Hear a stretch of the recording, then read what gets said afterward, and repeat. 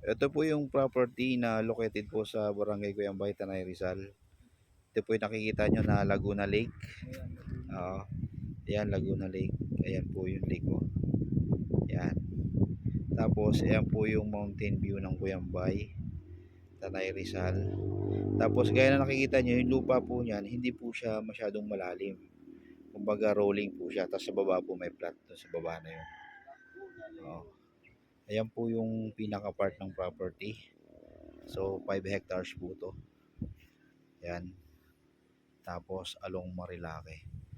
Mga ilang kaya pa yung frontage dito sa highway? Ayan po yung frontage. Ayan po yung property. 5 hectares, no? Ayan po yung property.